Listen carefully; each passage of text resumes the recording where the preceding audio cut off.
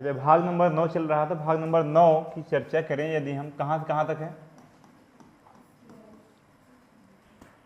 भाग नंबर 9 में किसकी चर्चा है?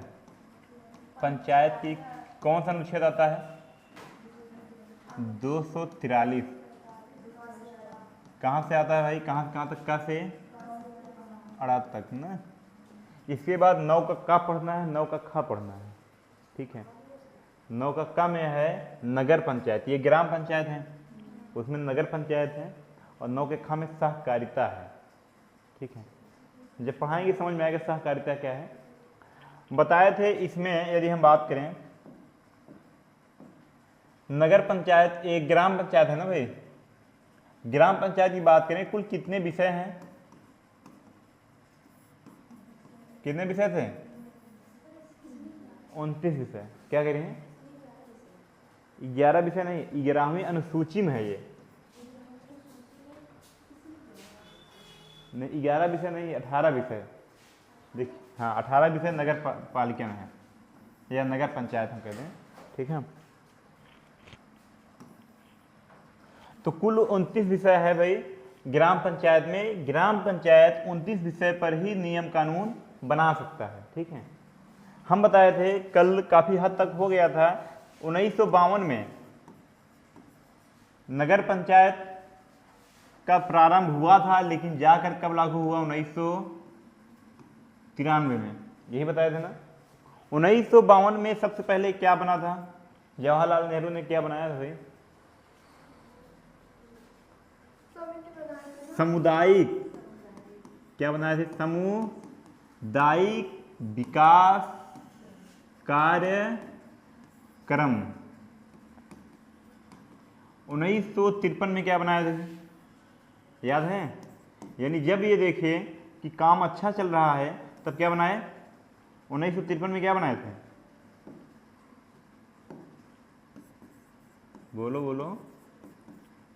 राष्ट्रीय विस्तार सेवा। यानी ये ध्यान देना, केवल एक गांव में, जैसे मान के लिए कोई कार्य हम करते हैं, छोटे स्तर पर कर लेते हैं, जब वो सक्सेस हो जाता है तो हम पूरे देश लेवल पे करते हैं। तो ये किसी न किसी छोटे एक गांव में केवल प्रैक्टिस, यानी कहने का मतलब ये है केवल देखा जा रहा होगा कि ये सक्सेस होगा कि नहीं होगा। ग्राम पंचायत की सबसे छोटी इकाई क्या थी? सामुदायिक विकास कार्यक्रम। इसमें 10-5 लोग इकट्ठा करके कोई वर्क दे दिया जाता था, वो सही कर पा रहे हैं कि नहीं। ठीक है, उसी को जब देखा गया 1 साल में लगभग सही हुआ, जो सोचे थे उससे बेहतर हुआ, तब जवाहरलाल नेहरू ने सोचा कि और इसको विस्तार किया जाए। विस्तार करने का मतलब है कि ग्राम पंचायत पूरे राष्ट्र लेवल पे ले जाया जाए। तो राष्ट्र फिर क्या किया 1953 में भाई? राष्ट्रीय विस्तार सेवा, यानी क्या किए? विस्तार किया ना। अब ध्यान देना, इसके बाद 1954 में पुनः कुछ ना कुछ करने वाले थे, लेकिन आप लोग पढ़ ही चुके हो, मंत्रिमंडल, मंत्रिपरिषद ना, वो लोग राय देते रहते हैं। ठीक है, तो कुछ लोगों ने प्रधानमंत्री को, यानी जवाहरलाल नेहरू को राय दिए कि उन्हें बार बार हर साल लाना उचित नहीं है, कुछ दिन रुक जाइए, हो सकता है। देखिए, वाकई देखा जाए, यदि कोई बच्चा पढ़ने वाला ही है, हम उसको एक दिन में नहीं भाप सकते हैं कि ये बच्चा पढ़ने वाला है कि नहीं पढ़ने वाला, क्योंकि एक दिन तो खूब मेहनत कर लेगा, दूसरे दिन भी खूब मेहनत कर लेगा, लेकिन तीसरे दिन चौथे दिन डाउन होना चालू हो जाता है। तो इसी हिसाब से इन्हें बोला गया था कि आप कुछ दिन रुक जाइए। क्या ये लोग कंटिन्यू ऐसे बने हैं जैसे इस साल बने हैं? तो देखा गया तो कंटिन्यू ये लोग क्या थे? बने थे। तो उसके बाद कौन सी समिति आई भाई? 5 साल बाद। कितने साल बाद? 5 साल बाद 1952 में था, 1957 में समिति आती है। कौन सी? बलवंत राय मेहता समिति। ध्यान देना, ये जब क्वेश्चन आएगा तो ऐसे लिखेगा, शॉर्टकट में क्या होगा? बलवंत राय मेहता समिति। ठीक है, ये समिति का गठन हुआ, किस लिए गठन हुआ? जांच पड़ताल के लिए। क्या ये दोनों समितियां जो हैं सही चल रही हैं कि नहीं चल रही हैं, तो इसका जांच पड़ताल कौन करेगा भाई? बलवंत राय मेहता समिति। ठीक है, ये जांच किए, अपना रिपोर्ट सौंपे। कब रिपोर्ट सौंपे? 1959 में। कब रिपोर्ट सौंपे भाई? नहीं, 1959 में अपना रिपोर्ट सौंपे थे। ठीक है, रिपोर्ट दिए, रिपोर्ट में ये था कि हाँ जो चल रहा है वो क्या है, सही है। तब रिपोर्ट पाने के बाद ग्राम पंचायत को पूरे राज्य यानी पूरे देश की बात करें, पूरे देश में लागू कराने की सोचा गया। तब इसी रिपोर्ट के अनुसार 1959 में आ गया था। तो गांधी जी के जन्मदिन क्या होता भाई, 2 अक्टूबर 1959 को ही लागू कराया गया। सबसे पहले कहाँ लागू कराया गया था, राजस्थान के कहाँ। कई बार क्वेश्चन पूछा गया है कि कहाँ लागू कराया गया था, नागौर में। राजस्थान नहीं आएगा पर मालूम होना चाहिए कि नागौर है कहाँ, याद करने में आसान हो जाता है, ठीक है। नागौर में 2 अक्टूबर 1959 को लागू करा दिया गया। जो इन्होंने रिपोर्ट सौंपी थी, कौन, बलवंत राय मेहता समिति, कितने स्तर की थी, 3 स्तरीय थी ना बलवंत राय मेहता समिति के। यदि 3 स्तरीय थी तो तीनों स्तरीय, पहला क्या था, गांव के लेवल ना, दूसरा क्या था ब्लॉक, और तीसरा क्या था जिला लेवल या जिला स्तर ना। गांव में क्या था भाई, बोलिएगा गांव लेवल में क्या था, ग्राम पंचायत। और ब्लॉक लेवल में क्या था, बोलिए क्या था, पंचायत समिति। और तीसरा क्या था, जिला पंचायत। पंचायत तीनों में है, बस केवल अंतर है थोड़ा सा, ठीक है। इतना समझ में आया। बलवंत राय मेहता समिति ने अपना रिपोर्ट कब सौंपा, 1959 में सौंपा, ठीक है। 3 स्तरीय दिए थे, ग्राम पंचायत, ग्राम समिति और जिला पंचायत, ठीक है।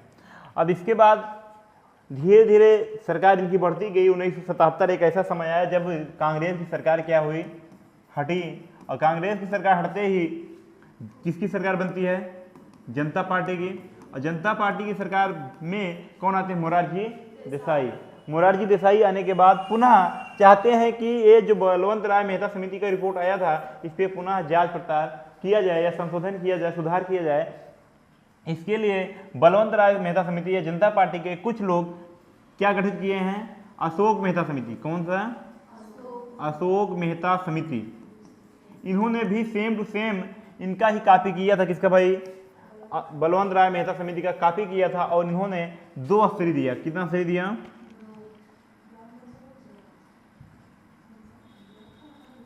2 स्तरीय बताया। और 2 स्तरीय में क्या था, पहला था गांव के लेवल और दूसरा क्या था,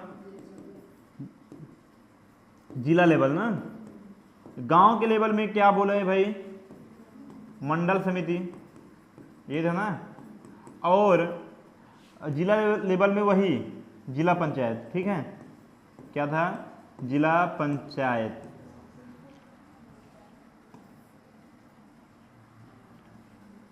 जिला पंचायत ना, समझ में आया इतना। अशोक मेहता ने 2 स्तरीय दिया और बलवंत राय मेहता ने 3 स्तरीय दिया। सेम टू सेम देखिए कॉपी किए हैं, वही हाल बताए थे ना। जब नकल करते हैं तो कहीं बीच की लाइन छोड़ देते हैं, कहीं ऊपर की लाइन छोड़ देते हैं, कहीं नीचे की लाइन छोड़ देते हैं। सेम नहीं मिलना चाहिए, ठीक है। आजकल तो ये हाल हो गया है, नकल करना है ना सेम उतारेंगे, जैसे पूरा लिखा है अगले का सेम टू सेम उतारेंगे। होशियारी इतना हो गई है, ये लाइन ऊपर कर देंगे, ये लाइन नीचे कर देंगे ताकि सेम ना दिखे।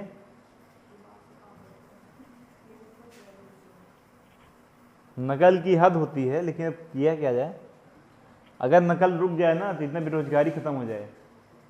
कैसे, जो नकल से पास हुआ वो भी नौकरी चाहता है ना, और जो बेचारा अपने मेहनत से पास हुआ वो तो चाहेगा। बस यही है, अगर नकल रुक जाए तो बच्चे 10 और 12 में फेल हो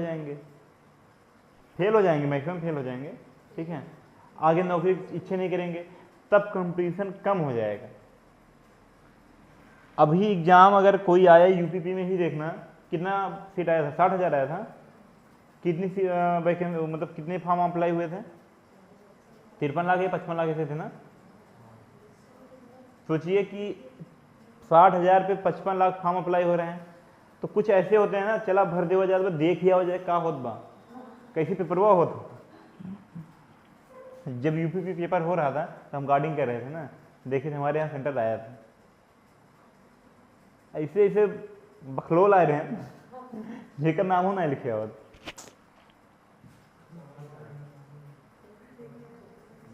अब ये हो गया, इसके बाद ध्यान देना काफी हद तक हो गया था, ये धीरे धीरे मामला चलता रहा, ठीक है। एक ऐसा समय आया जब लोगों को बताया गया कि ग्राम पंचायत मानना अनिवार्य है, पर कोई मान ही नहीं रहा था।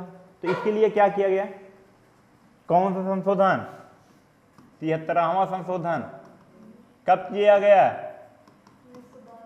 1992 में किया गया। पर ध्यान देना, ये हमेशा कहता है 93 क्यों कहता है, क्योंकि 93 में पहली बार ग्राम पंचायत लागू हुआ था।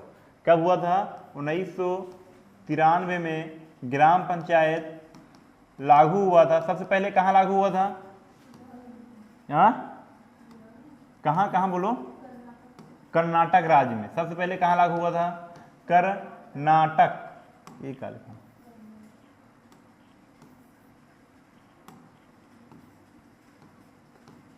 कर्नाटक राज्य में लागू हुआ था। और ये भी बताए थे कहाँ एक भी ग्राम पंचायत नहीं है, बहुत सही, दिल्ली में एक भी ग्राम पंचायत नहीं है, ठीक है। और ये भी बताए थे आप लोगों को कि हमारे यहाँ यदि यूपी की बात करें तो कितना स्तरीय है, त्रिस्तरीय है ना ग्राम पंचायत। लेकिन यदि हम बात करें जम्मू कश्मीर नहीं, यदि बात करें पश्चिम बंगाल में, कहाँ की बात करें तो कितनी स्तरीय है ग्राम पंचायत, वहाँ 4 स्तरीय है। यदि हम पूर्वी राज्य की बात करें, कहाँ की बात करें, पूर्वी राज्य इधर आता है, ठीक है, इन्हीं को 7 सिस्टर कहा जाता है। जब मैप पढ़ाया जाएगा उसमें बताया जाएगा, ठीक है। अब देखिए इसमें नागालैंड हो गया, मिजोरम हो गया, ठीक है, मणिपुर हो गया, यहाँ कितने स्तरीय हैं, केवल 1 स्तरीय ही हैं। जो ग्राम पंचायत है केवल 1 स्तरीय है।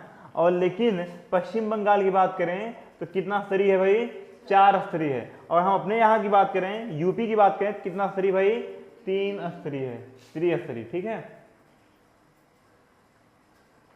अब देखिए जो इसमें चुनाव लड़ते हैं, दिल्ली तक हो गया।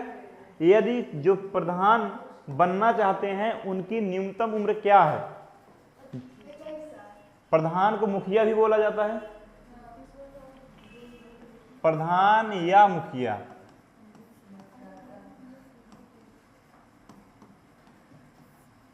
ठीक, प्रधान या मुखिया जो बनते हैं इनकी न्यूनतम उम्र कितनी होनी चाहिए, हाँ, बनने के लिए न्यूनतम उम्र 21 वर्ष।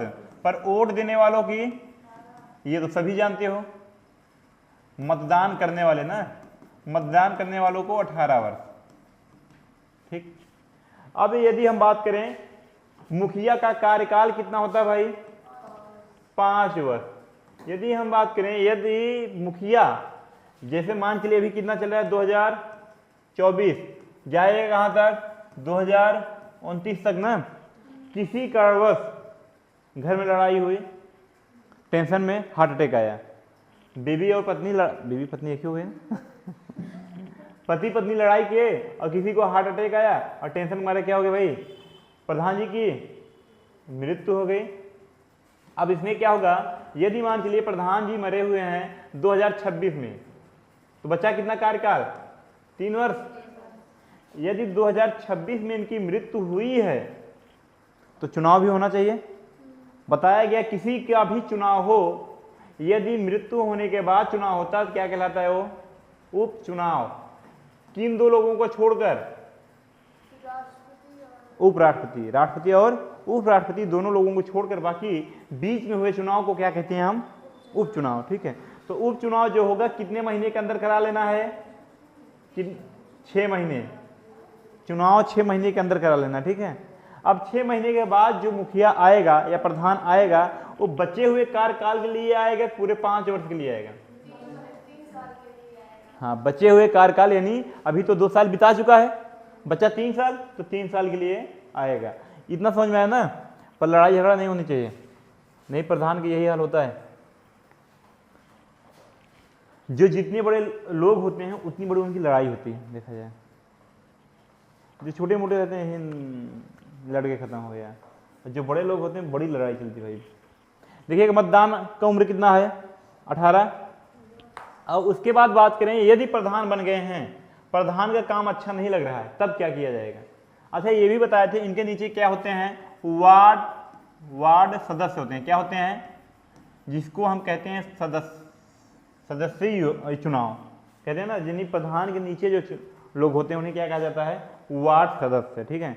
अब ये हर गांव की जनसंख्या के ऊपर निर्भर करता है कि किस गांव की कितनी जनसंख्या है। ठीक, वार्ड सदस्य का चुनाव होता है। अच्छा, ये भी बताया दें आप लोगों को कि प्रधान का बैठक यानी मुखिया का बैठक कितने महीने में होता है? 3 माह में हो जाना चाहिए। बोला गया है कि 3 माह में एक बार अनिवार्य है। जैसे संसद और विधायक, ध्यान देना, बता दें, सांसद और विधायक का बैठक 6 माह में एक बार अनिवार्य है ना। उसी प्रकार से मुखिया का बैठक 3 माह में एक बार होना अनिवार्य है। यानी 2 बैठकों के बीच की गैपिंग कितना होना चाहिए? 3 माह। ये बैठते कहाँ होंगे? ग्राम पंचायत भवन होता है, उसी में बैठना चाहिए। ग्राम पंचायत भवन हर गांव में होता है। ठीक है ना?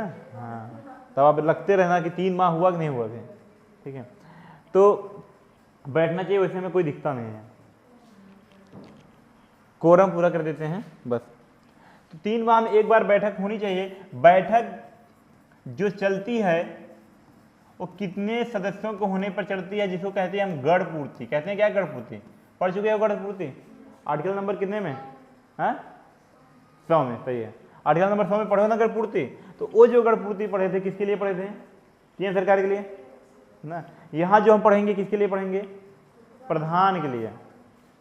तो उनकी गढ़ पूर्ति कितनी थी? किसकी? केंद्र सरकार की, 1/10। तो इनकी गढ़ पूर्ति कितनी होती है? 1/20। कितनी होती है भाई? 1/20 होती है। यानी 1/20 सदस्य आएंगे तभी कार्यवाही आगे बढ़ेगी, चर्चा चलेगी, नहीं तो स्टॉप, रोक दिया जाएगा। ठीक है, तो अब 1/20 आना क्या है? अनिवार्य है।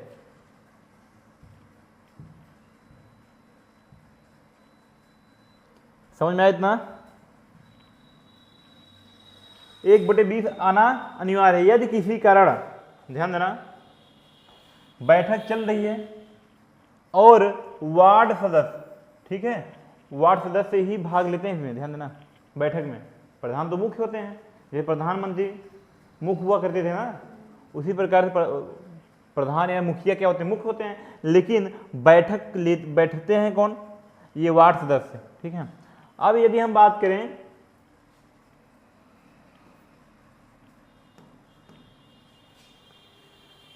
प्रधान अगर सही काम नहीं कर रहे हैं तो इन्हें अपने पद से हटना चाहिए कि नहीं हटना चाहिए?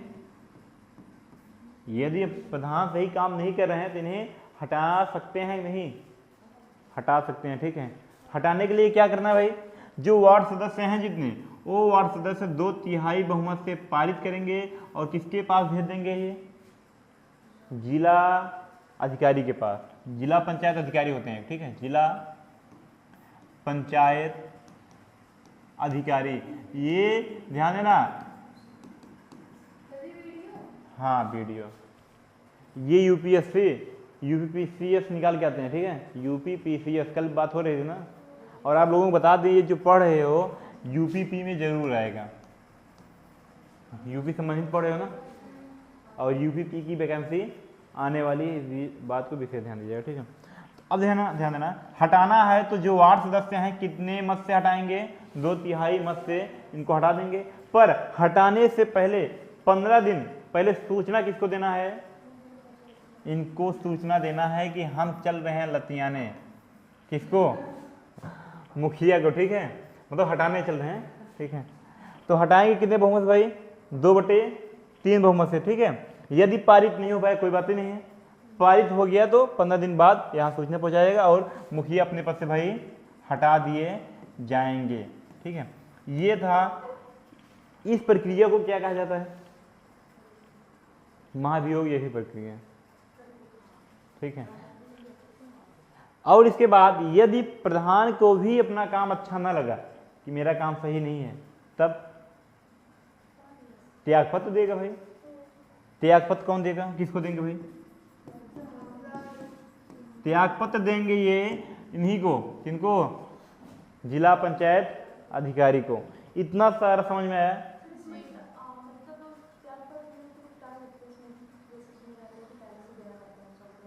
नहीं, ये इसमें है, त्यागपत्र तत्काल हो जाता है इनका, ठीक है। यानी केवल महाभियोग जैसी प्रक्रिया, यानी वार्ड सदस्यों को हटाना है तब 15 दिन पहले इन्हें सूचना देना है, नहीं तो कोई दिक्कत नहीं है, ठीक है। अब देखिए इसमें आरक्षण भी है। आरक्षण क्या है? जैसे यदि मुखिया या मुखियाइन, मुखिया ना, या मान लीजिए उसकी पत्नी मुखियाइन, देखिएगा इसमें बोला गया है यदि मुखिया महिला बनना चाहती है, कौन? महिला, तो उनको आरक्षण दिया गया है 1/3। कितना दिया गया है? 1/3 यानी 33% महिला को, ठीक है। या बिहार में दिया गया है 50%, यानी बिहार में ज़्यादा दिया गया है, अन्य राज्य में कम दिया गया है। अन्य राज्य में कितना दिया गया है? 1/3। कहने का मतलब ये है, आप लोग कभी ये सुने होंगे कि इस बार केवल महिला उम्मीदवार उठ सकती है, नहीं तो नहीं उठ सकते हैं और कोई, यानी जेंट्स नहीं उठ सकते हैं, पुरुष नहीं, केवल कौन उठेगा भाई? महिला। यानी महिला के लिए सीट क्या कर दी जाती है? फिक्स कर दी जाती है। सुने होंगे आप लोग ना, तो वही क्या है? आरक्षण दिया जाता है। कितना? 1/3 हो सकता है। 1/3 का मतलब क्या है कि जब 3 बार चुनाव होगा, उसमें से एक बार, उसमें 3 बार चुनाव हो तो उसमें से एक बार किसका आएगा भाई? किसका आएगा? एक बार महिला का आएगा, ठीक है। 3 बार में एक बार आना अनिवार्य है। इसी प्रकार से बता दें आप लोगों को, SC ST को भी क्या दिया गया है? आरक्षण। SC ST को भी क्या दिया गया है? आरक्षण। आप लोग ये भी सुने होंगे कि इस बार चुनाव में केवल SC और ST ही लड़ सकते हैं, जनरल OBC नहीं लड़ सकते हैं, ठीक है। तो किसको आरक्षण दिया गया भाई? मुखिया के चुनाव में भी महिला को दिया गया है, SC और ST को दिया गया है। ये आरक्षण की बात थी। इसके बाद ध्यान देना, एक मुख्य क्वेश्चन वो बता दें, हरियाणा के ग्राम पंचायत को क्या कहा जाता है? हरियाणा के ग्राम पंचायत को क्या कहा जाता है भाई? वहां बोला जाता है खाप। क्या बोला जाता है? जैसे हम गांव बोलते हैं ना, वहां बोला जाता है खाप। खाप, खा खम्बड़क मात्रा, फिर पा, खाप, ठीक है। इतना हो गया। अब देखिए, यदि गांव है, गांव के लेवल में भी जो है लोग क्या करते हैं, जैसे मान के लिए लड़ाई झगड़ा करते हैं, ठीक है, उनका भी न्याय होना चाहिए। गांव लेवल में भी कार्य कराना है। कार्य कौन कराएगा? जमीन गांव में ही होता है, नाप कौन कराएगा? ये सब की बात करें यदि हम, तो देखिएगा, पहले बात करें हम न्यायपालिका। न्यायपालिका की बात करें तो गांव में न्यायपालिका संभालता कौन है? न्यायपालिका की बात करें तो कार्यपालिका। कार्यपालिका कौन संभालता है? कार्यपालिका मतलब समझ रहे हो ना, क्या? कार्य करवाना। पुलिस, ठीक है, पुलिस के बाद होता है सरकारी, राज्य सरकार का कोई ना कोई होता होगा, ठीक है। अब इतना पहले हम पढ़ लें, तब आगे देखेंगे। ध्यान देना, न्यायपालिका गांव में यदि कहीं लड़ाई झगड़ा हो जाती है तो कौन सुलझाने आता है? 2-4 लोगों को बुला लिया जाता है, छोटा मामला है तो। देखिए अभी डायरेक्ट झूठी बोल नहीं, वो 100 नंबर डायल, ठीक है। तो ये तो अभी की बात है ना। इसके पहले क्या था कि जो है छोटा मोटा मामला किसके पास जाता भाई? पंच के पास। 2-4 लोगों जब बुलाते थे क्या कहलाता थे? क्या कहलाते भाई? पंच। पंच ही आगे चल के क्या कहलाए? सरपंच, ठीक है। पंच ही आगे चलकर क्या कहलाए? हाँ, अभी भी बुलाते हैं, पर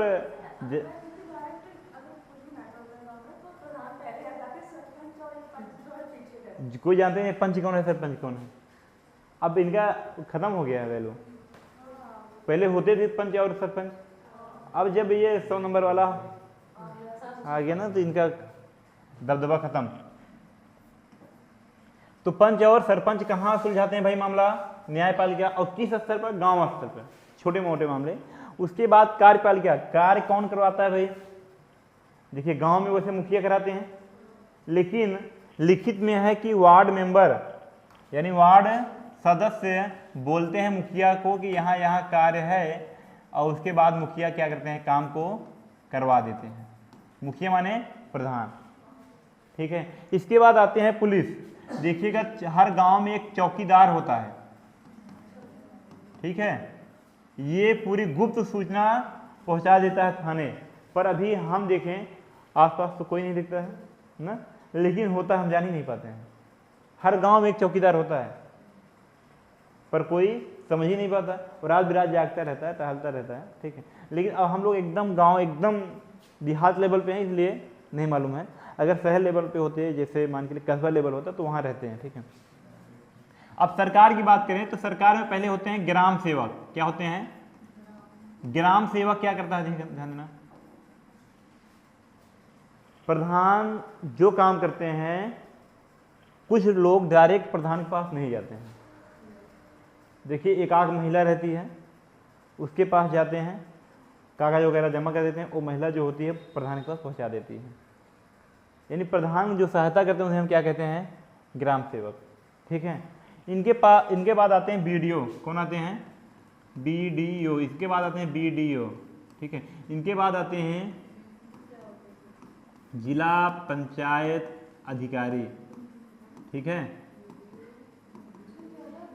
हाँ, ये ध्यान देना, ग्राम सेवक के बाद ये कह दें एक प्रकार से सेक्रेटरी जो कहते हैं ना, तो ये वो है। प्रधान इन दोनों को बाइक लेके घुमाते हैं, इनसे डर ही नहीं प्रधान को, बाइक लेके घूमता है, ठीक है। लेकिन ये बीडीओ साहब ब्लॉक स्तर के हैं, ठीक है। तो अगर ये बीडीओ आ गया ना, प्रधान डर के मारा कांपता रहता है, कौन सी पोल खुलेगी। घोटाला बहुत किया रहता है, अब पूछेगा कौन सी पोल खुलेगी, डर रहता है ना, खुलेगी, डर रहता है। उसके बाद जिला पंचायत अधिकारी, जिला पंचायत अधिकारी है ही है ना। देखिए एक चीज और है, ये भी है, मान चलिए यहाँ हमने बताया कि जिला पंचायत अधिकारी को क्या देंगे भाई? सूचना देंगे जब प्रधान को हटाना है। यदि जिला पंचायत अधिकारी है ही नहीं है तब किसको देंगे? तब डिस्ट्रिक्ट मजिस्ट्रेट यानी डीएम को दिया जाएगा, ठीक है। इसीलिए बोला गया है कोई भी काम हो, यदि बात करें केंद्र में किसको दिया जाएगा? पीएम को। राज्य की बात करें सीएम को, और गांव की बात करें डीएम को।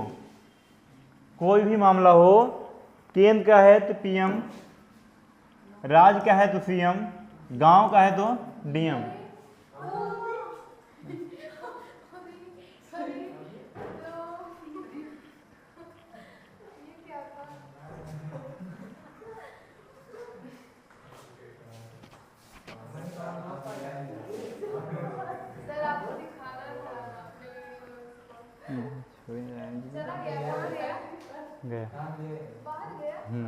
इतना समझ में आया। यदि अब पैसे की बात करें, ध्यान देना, पैसे की बात करें, पैसा आता कहाँ है ग्राम में? ये भी दिक्कत है ना। ग्राम पंचायत में पैसा आता कैसे है? तो ध्यान देना, पहले चुनाव कैसे होता है, प्रधान का चुनाव कैसे होता है, मुखिया का। तो कल बताए थे चुनाव के लिए प्रधान का चुनाव कौन कराता है? राज्य चुनाव आयोग, यही बताए थे ना, राज्य चुनाव आयोग। लेकिन चुनाव कब कराना है इसकी डिसीजन कौन लेता है? ये लेगा या राज्य सरकार लेगी? तो राज्य सरकार लेती है, ठीक। क्यों लेती है भाई? ध्यान देना इस बात का कि चुनाव का समय, चुनाव तो करवाते हैं भाई चुनाव आयोग, राज्य चुनाव आयोग, लेकिन चुनाव का समय डिसीजन कौन लेता है भाई? राज्य सरकार। कैसे? जैसे मान के लिए किसी का चुनाव कराना है फरवरी में, अब ये बोल दिया हम फरवरी में चुनाव करवाएंगे, ठीक है। अब राज्य सरकार को तो मालूम है ना कि राज्य चुनाव करवाएंगे कहाँ? आप स्कूल में करवाएंगे, चुनाव स्कूल में होता है ना, वोटिंग कहाँ होती है? स्कूल में। अब फरवरी के महीने में आप जानते हो बोर्ड परीक्षा चलती रहती है, स्कूल खाली नहीं है, तो ये क्या ठेले पर चुनाव कराएगा? ठेले पर चुनाव होगा नहीं, होगा स्कूलों में। इसीलिए तय कौन करता है भाई? राज्य सरकार। हम जब कहेंगे तब आप चुनाव कराइएगा। यदि पैसे का मामला बताएं, पैसा आता कैसे है, यदि राज्य में, राज्य की बात करें, गांव में पैसे की आवश्यकता है यानी प्रधान को, तब जो होते हैं गांव में वार्ड मेंबर यानी सदस्य होते हैं, ये अपने यहाँ की समस्या लिख कर किसको देंगे, मुखिया को। ठीक है, मुखिया कहाँ देगा भाई, जिला में देगा, जिलाधिकारी को। ठीक है, जिलाधिकारी किसको देंगे, राज्य के स्तर पर देंगे। राज्य में एक ग्राम पंचायत विभाग होता है, क्या होता है, ग्राम पंचायत विभाग होता है, क्योंकि हर राज्य में बहुत सारे गांव होते हैं ना, तो पूरे गांव से मतलब पूरे राज्य से जितने भी पैसे की आवश्यकता होती है यहाँ लिस्ट पहुँचती है। उसके बाद जैसे मान